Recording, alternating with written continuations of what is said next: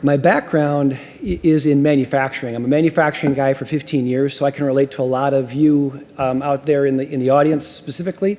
But those of you that are brokers that are representing manufacturing clients, I lived that for 15 years of my life on the finance side of that business.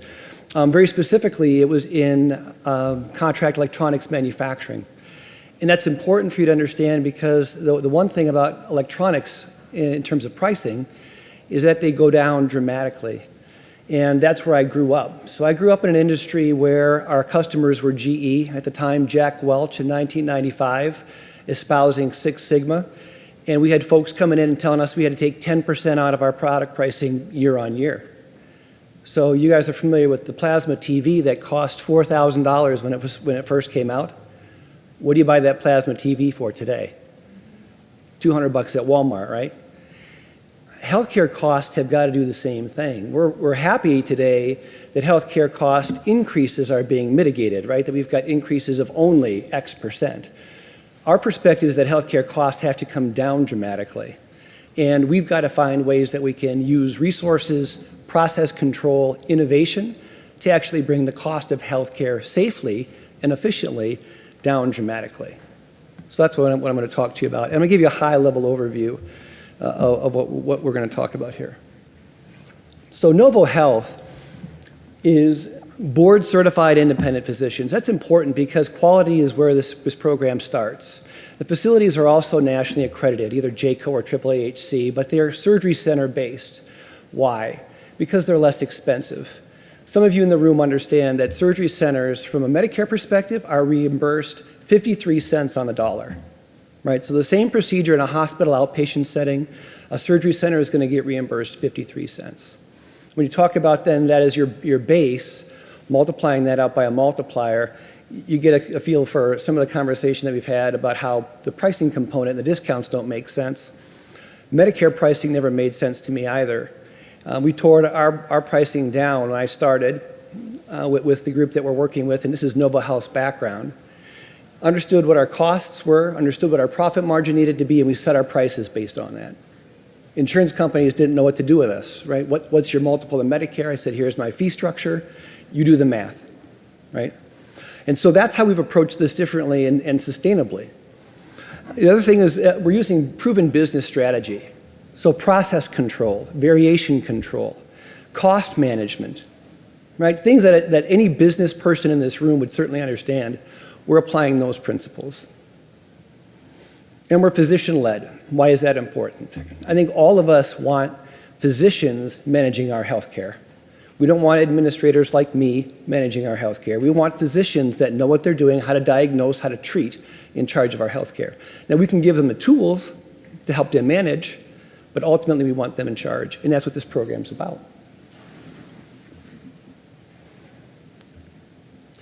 So here's what we believe, and I'll go through this relatively quickly, but it's important for you to understand.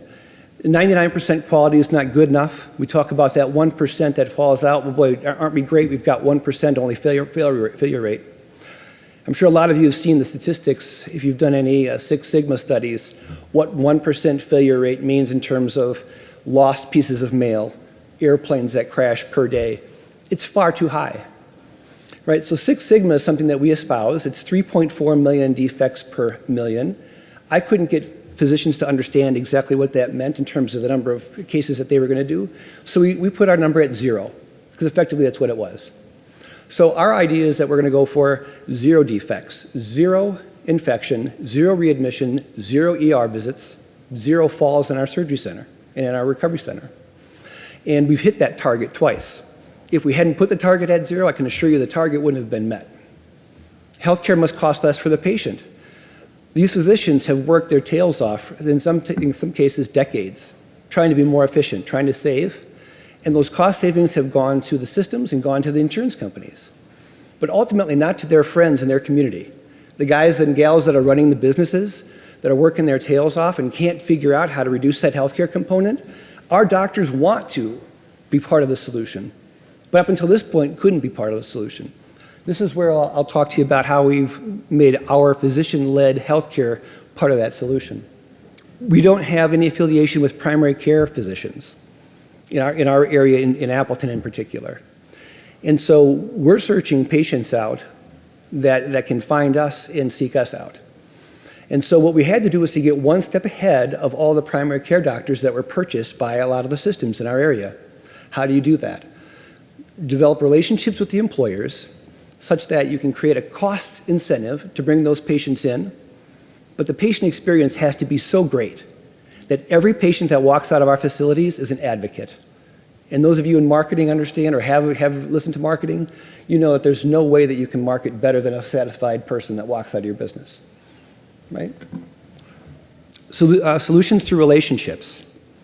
We act a lot bigger. Our influence is a lot larger than the size of our clinic. We're a $25 million outfit here in Appleton, or locally in Appleton. We've got 15 providers. And we're competing against facilities that are literally worth $1 billion. We've got Ascension in our backyard. We've got a local healthcare system that has got a number of facilities statewide, $1 billion budget, and we're beating them. We've won contracts with Merck Marine for on-site care with physical therapy. We've got contracts in place with Oshkosh Defense. How are we beating them? Service. We're taking care of their patients so well, when the patients go back and espouse us, they say, thank you so much for introducing us to that center. We really appreciate having the opportunity to be treated there. Servant model of leadership works best. This is that our customer knows better than we do, right? So I'm trying to take down barriers for you as an employer to make your employee population healthier. So we're using groups like HostCare. We would advocate exactly what you just heard from Activate. I love the message that you got earlier from John on his cancer care and his organ transplant. All of those solutions are absolutely right because they're what's right for that patient population, that employer population. And education and communication are the key. And so I can tell you that opportunities like this are paramount because without this opportunity, I can't reach as many people as I can reach here. And the opportunity that Tom and Marcia have given us as suppliers to talk to one another, but certainly to talk to you as employers, is fabulous. And if you implement the things that these small startup scrappy companies are doing, not only will you save yourself money in the near term, but long term you're going to secure your success. Because the systems are certainly looking for ways that they can cut groups like ours out in order to have their advantage. So here's the new normal, right? This is what's happening to healthcare insurance costs. We talk a lot about the fact that we are self-insured here, but the vast majority, as we heard earlier, are also still fully insured.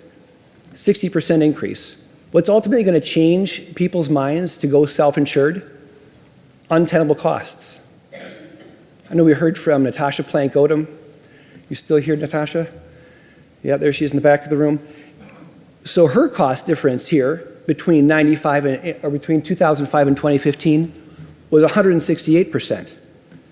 Something like that, right? So here we're talking about 60 versus 168. That's going to get a company to move.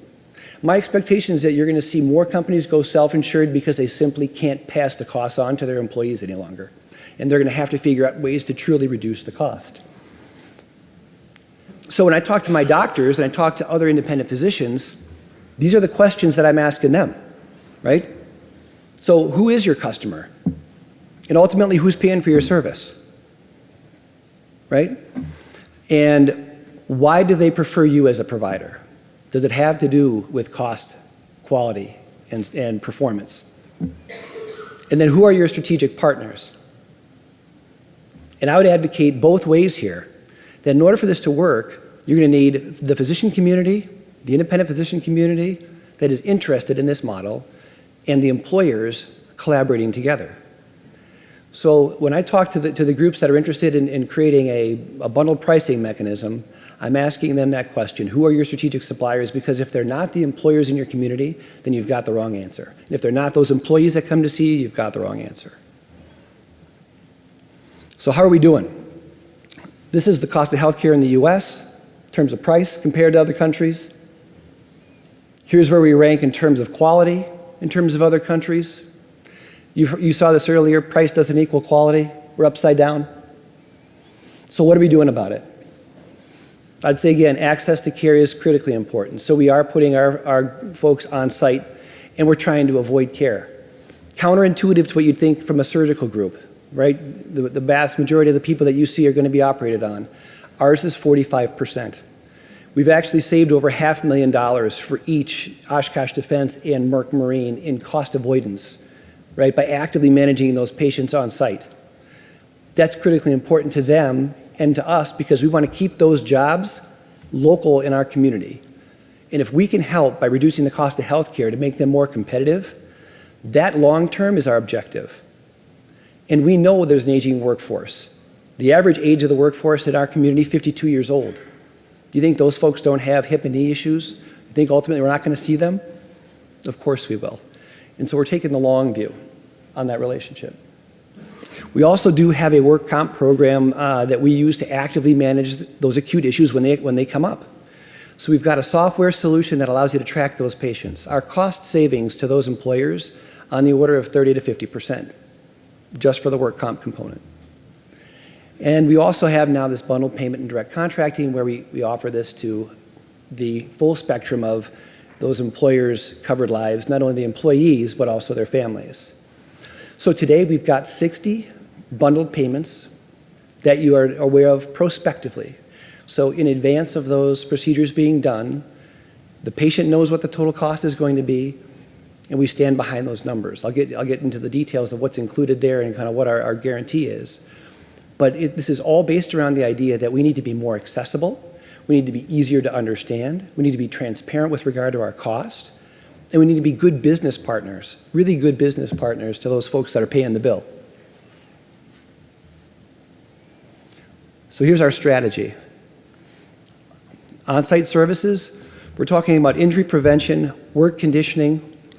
There's a new phrase that's being used in the manufacturing sector, particularly the foundry sector, the push-button generation.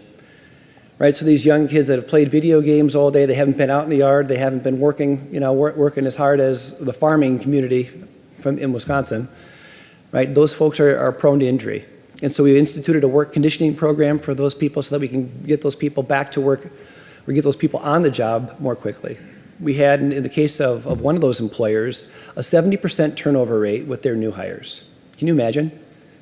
How much time would it take you to hire and then rehire? So within 90 days, I'm losing 7 out of 10 folks.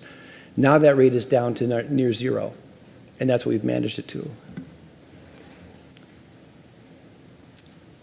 Work comp, we understand how to get patients back to work more quickly. It's not just the medical cost, but it's also the insurance cost, the indemnity cost. And so those are the things that we're concentrating on.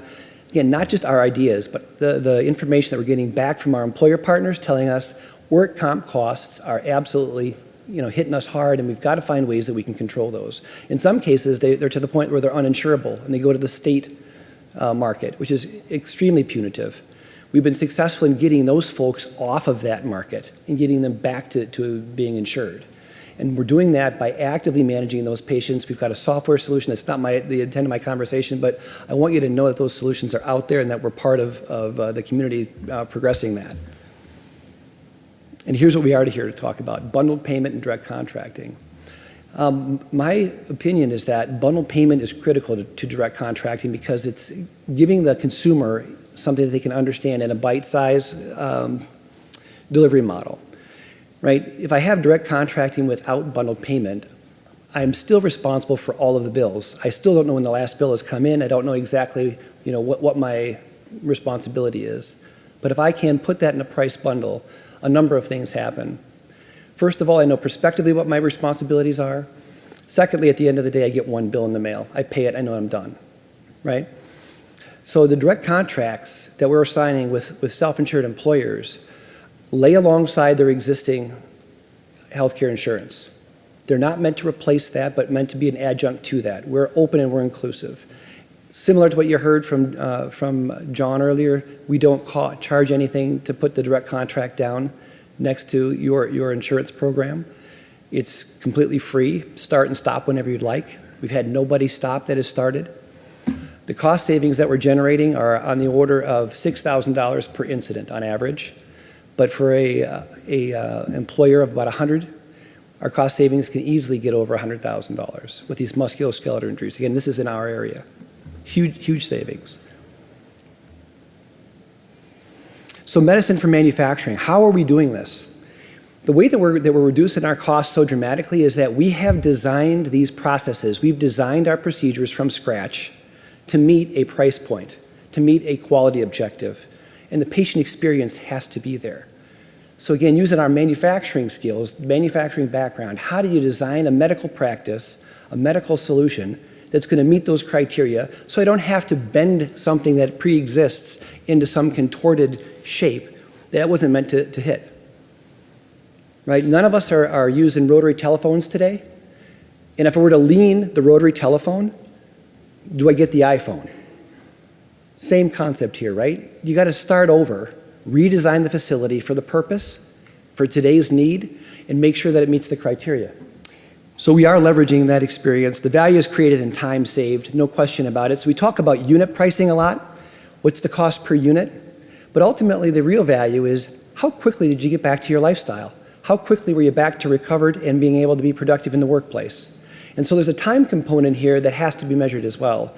Bundled payment also accomplishes that objective, right? Because I'm only paid for those services that I render. If I have to do more, then I bear that burden, right? But my objective then is to get you back as healthy and safely as possible, right? So we're aligning our objectives with your objectives. This last piece is what we used to talk about in my manufacturing days as time to revenue. So how quickly could I get you from an engineering a new product through new product development and into the marketplace selling your product? Time to revenue. Because a lot of folks would get caught up in an engineering project, it'd get over-engineered, and it would never talk to the prototyping project, it wouldn't make its way all the way through the process for months. Here we talk about time to lifestyle. If you join it up, like we've done on our campus in Appleton, and you start with the end in mind, you absolutely can get people back to work more quickly. And we're reducing our back to work times on the order of 40 to 50%. So that much quicker, we're getting people back to work on a full duty basis, right? And that includes this end of healing diagnosis, which some physicians put off for a year because they don't know whether or not that patient is going to have a relapse. Our strategy is, let's be aggressive. Let's get those patients back to work. Let's watch them closely and monitor. In the cases that we've got folks on site, we can even keep track of them there. But we want to pass those savings on. If we have a relapse, then we'll address those relapses on an as-needed basis, rather than driving that into the process. So what do you need from a medical provider's perspective? How do you do this? It's process, people, and tools. You got to think differently about the way you've delivered your service. Same-day access is critical. You've got to get people in when there's a need. We talked about this, many times earlier, but there's no question about it. The earlier you diagnose accurately, the better off that patient is going to be. Little to no process variation. So let me give you an example of this. So little to no process variation doesn't mean that there can't be variation. On our total joints that we do, we've got 5 different implant providers that we use. Right? You say, well, that's not very efficient. Why don't you get yourself down to 1 or 2? That would be more process standardization. Well, we've got physicians that have practiced on those implants for years, and they're familiar with them. What we did was to go back to those implant providers and say, you've got to reach a price point that fits within our bundled payment. If you're able to do that, you're in. If you can't, you're out. All 5 came back and were able to do it. So here we were able to reduce the variation by proactively thinking about cost management. Right? A little bit different way of looking at the healthcare sector. These results are repeatable and sustainable because they're process-based. We have minimal deficiencies in rework. So here again, the cost of quality is really what drives product cost, but it also drives medical cost. So if I'm in a fee-for-service basis, there is no penalty for deficient work and having to do things over again. In the bundled payment world, in the direct contracting world, there certainly is. And that's, again, where I want to align my incentives with the employer's incentives to make sure that we are meeting our objectives together. And these things are scalable. So what we've demonstrated is that we can actually grow our volume and maintain our quality. And here is where you get the confidence to go ahead and price bundles. So my doctors, the first time I said, listen, I've got this great idea. We're going to go into the marketplace and we're going to price bundle hips and knees. That's where we started. You can imagine what that looked like, the boardroom looked like on that day, right? So why exactly are we doing this? And I knew it was going to be a market changer because as a consumer, I knew what I expected from every other aspect of my life and the services that I bought, whether it was car repairs or home repairs or even meals out, right? I knew exactly what I wanted was to be told in advance what the cost was going to be, receive that exactly as was given to me, and then hold those folks accountable and responsible afterwards if they weren't able to deliver on the promise, right? So that confidence that we've got in our quality, the process control that we have, gave our physicians this confidence to go ahead and price bundle, but then further to direct contract to drive more of that type of work into our business. People focused, this is a very important component of this. We are single specialty focused. We have musculoskeletal center of excellence. We've got an oncology center of excellence. We're talking about groups with general surgery, plastic surgery.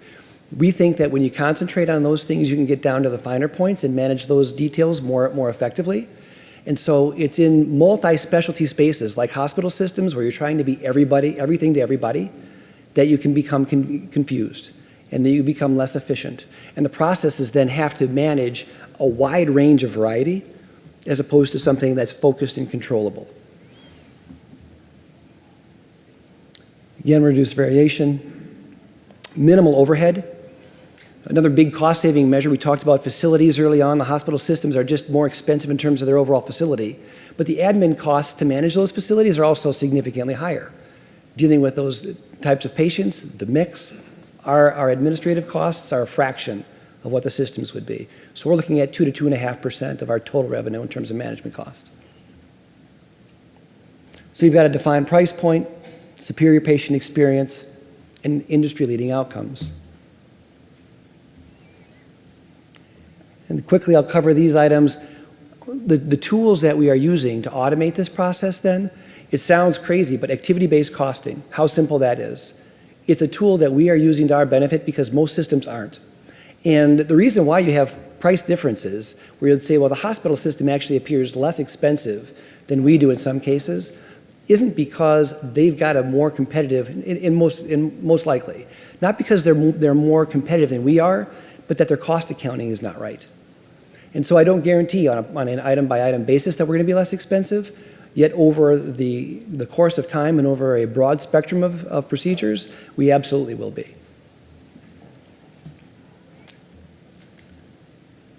From an employer's perspective, what do we need from you? Start managing your healthcare providers as a strategic vendor. Stop accepting mediocrity because you wouldn't accept that from your glass provider if you're a manufacturer or your steel provider, but start making certain that the healthcare providers that you are working with are delivering what they promised. So you've controlled all of these things on the business side, right? But healthcare vendors haven't met the same rigor. Here's some of the costs or the criteria that we're using to manage our system. Cost competitive, quality defects, on-time delivery. We're partnering on new ideas, how to strategically make our manufacturing partners even better still by redesigning processes, for example, in the manufacturing process to avoid injury. Encouraging them to take on more complex projects because they can with the healthcare cost savings that we've provided, and margin enhancement.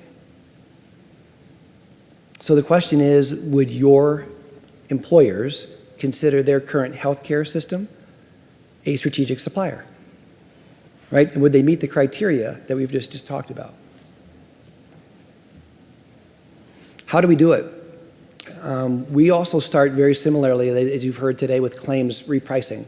I want to know what your claims data is, and I'll reprice it with the bundle payment prices, and I'll show you what the cost savings are. Typically, as you've heard at the C-suite, that's when the door opens wide, because the cost savings that we're showing on average are about $150,000. Similar to what you heard, a group out of Sheboygan, $600,000 worth of cost savings 1 year. This is just orthopedics, right? Just orthopedics.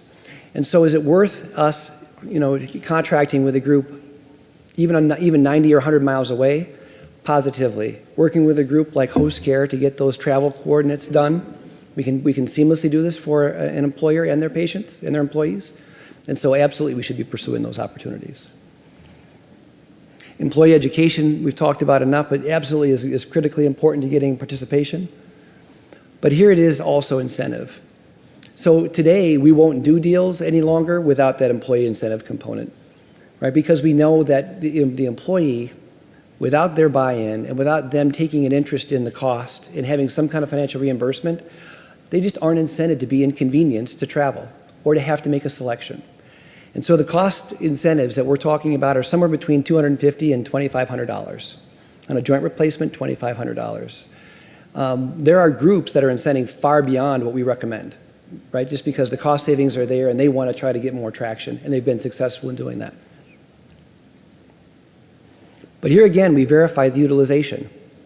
So I want to follow up and meet with you quarterly. Make sure that we understand what your overall ortho costs were, what your bundle payment prices could have been, and where the opportunities lie. And again, so if you could understand that this is a different methodology in our mind of how healthcare providers are assisting manufacturers, not just in giving you ideas and asking you to implement them, but becoming an active strategic partner in helping you control your healthcare costs. Cost avoidance where we can, where you've got acute injury, managing those things on site. Even beyond that, if it's one of your employees whose son or daughter got injured on the soccer field, we've now got a solution for that. This is now resonating with our employer partners in our community.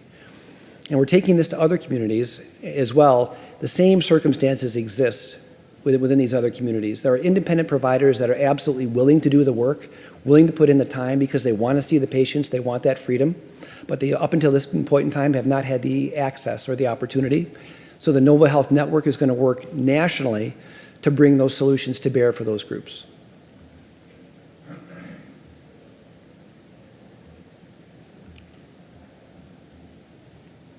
So here again, the cost savings component is what I want to key in on here. We're not talking about 2 or 3% cost savings. We're talking about 10 to 30%.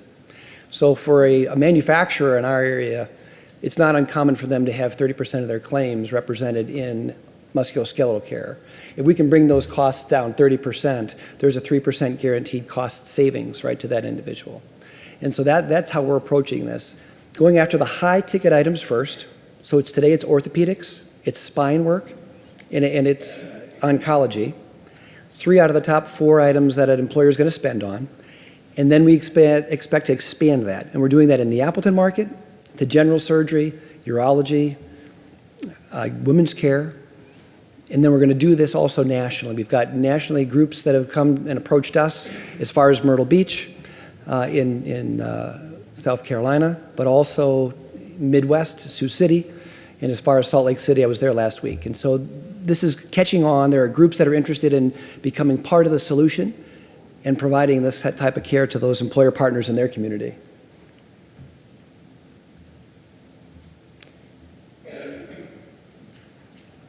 Important that we have transparency, right? Because the employers want to know exactly what they're getting, and they want to know that what we're offering meets their muster. So we've only got one price for all of our price bundles and direct contracts.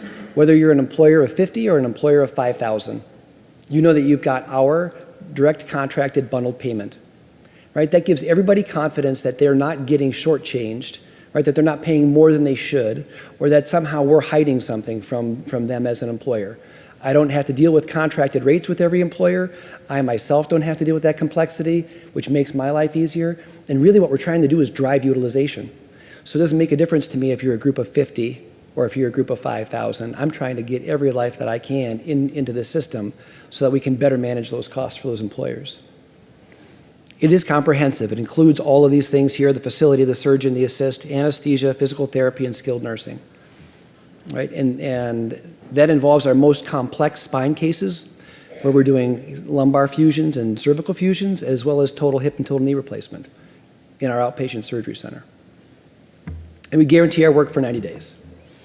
And that guarantee, what that allows us to do is to demonstrate quality, right? So there are no other standards out there, right, relative to that 90-day standpoint. This is where we're going to start. Ultimately, do we want to expand this? Positively, right? But this is a starting point for us so that we know that if there's anything that happens with a patient that we can manage on our campus, those are things that we'll take care of. Here's where we are in terms of quality. I did make mention of the fact that we had two quarters in our history. One of them was in 2015 with 0. But our infection rate, we had 4 infections last year. We did 3,000 in surgeries. We know exactly where those 4 infections were incurred, and we've got plans in place to try to avoid those. We know what our readmission rate is, down at 0.3 of a point. Falls in our surgery, in our recovery and our pain management. So you can imagine pain management, 3,000 surgeries. We've had 11 people said that they had pain that was worse than what they anticipated.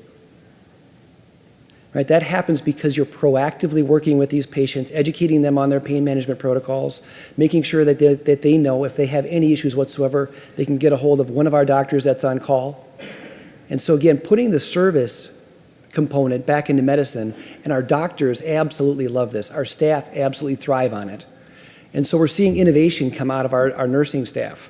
Just a couple ideas. One of the things that we do for our total joint patients, our knees, is we give them a wedge, which is a pillowcase that when stuffed to its capacity, elevates your knee at the right height, because most of our patients weren't able to do that once they got home. So here's a very simple solution that one of our nurses came up with, right, that allows our patients to be compliant once they get home. That's how we keep our patients out of the ER, right, providing them solutions like this that don't exist, elsewhere or hadn't existed until we came up with those. So employees come typically for the cost savings because their employer is giving them some incentive. But absolutely, the employees that come back to us because of the way that we made them feel. They were treated differently in our center than they were in a hospital setting. It's not as sterile. It's warm and it's inviting, and we use your first name, and we don't call your name from the waiting room, but we rather walk out to you and we greet you and we bring you in, right? So just a different way of approaching medicine that these physicians were interested in doing once they knew there was an alternative. And so Novo Health is really about that, just giving these physicians the opportunity to practice the way that they've wanted to practice, the way that they know they want to practice, but couldn't have practiced up until now. That's my talk. Thank you.